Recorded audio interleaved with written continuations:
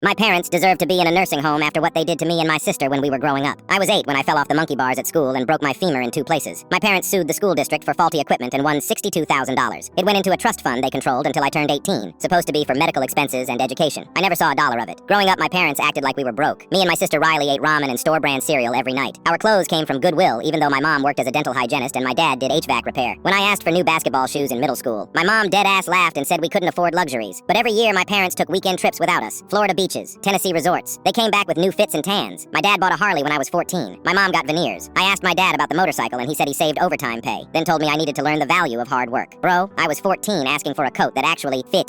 Riley begged for dance classes for 2 years. All her friends did ballet or jazz. My parents said no every time. Too expensive. Then my mom came home with a Peloton that collected dust in their bedroom. Riley asked how there's money for that but not dance. My mom said the bike was an investment but dance was just a hobby. When I turned 18, I asked about the trust fund for community college. My dad's face went weird. He said the money was gone, used for expenses. I said show me the records. He got mad and said he didn't keep paperwork. Told me to be grateful they took care of me. I dropped it and worked at a warehouse instead. 5 years later, Riley got engaged to her boyfriend, Kevin. She told Kevin's mom, Pam, our parents never helped us growing up. Pam said, wait, didn't your brother have settlement money from that accident? Riley said, yeah, but our parents said it got used up. Pam said that doesn't sound right because her cousin worked at the law firm that handled it. The trust was supposed to be protected. She said we should look into it. Riley called me freaking out. We requested the trust records and 6 weeks later got them. My parents took out all $62,000 over 10 years. Every withdrawal matched their vacations. The Harley, mom's veneers, the Peloton, new furniture, a hot tub they put in when I was 15. I brought the records to Sunday dinner. Dropped the folder on the table and said, explain why every withdrawal is for stuff you bought yourselves. My dad said that money was for the family, and they made the decisions. I said it was legally for my medical care and education. He said they kept a roof over my head, so technically they did spend it on me. My mom started crying. Riley said you went on beach vacations while we ate dollar store pasta. My dad told us to get out. We saw a lawyer, but he said it would cost more than we'd recover. My parents would claim the motorcycle was for work, and vacations were family bonding. No case. I cut them off. Riley too. 3 years passed. Then my dad had a stroke at 68. Left side paralyzed, could barely talk, couldn't walk. My mom called crying saying she needed help. I didn't answer for 3 days. Finally called back and asked if they had long-term care insurance. No. Savings? Some, but not enough. I said let me look into options. I researched Medicaid for a week. If their assets dropped below a certain amount, my dad qualified. I helped them spend down everything. Paid off the mortgage so it wouldn't count. Got him approved. Then I toured nursing homes. Found the cheapest Medicaid facility in town. Beige walls, hospital smell, shared rooms, mushy food, bingo twice a week. My mom came to move him in. Started crying the second we walked in. Said this place is depressing, he deserves better. I said with what money? She said I could help pay for somewhere nicer. I said you spent $62,000 on vacations and motorcycles while Riley and I wore thrift store clothes and ate ramen. You made us think we were poor. Now you can live off Social Security and Medicaid like you made us live on nothing. She said I was cruel. I said I'm being fair. A nurse came in with admission papers. My mom's hands shook so bad she could barely hold the pen. She looked at me like maybe I would change my mind. I just stood there. She signed. We walked my dad to his room. He had a roommate who kept the TV on full blast. My dad looked around at the beige walls and started crying. First time I ever saw him cry. My mom grabbed my arm and said, please don't do this. I pulled away and walked out. My dad made it 2 years before he died. My mom had to sell the house and moved into a studio apartment. She calls asking for grocery money. I never answer. Riley doesn't either. Riley doesn't.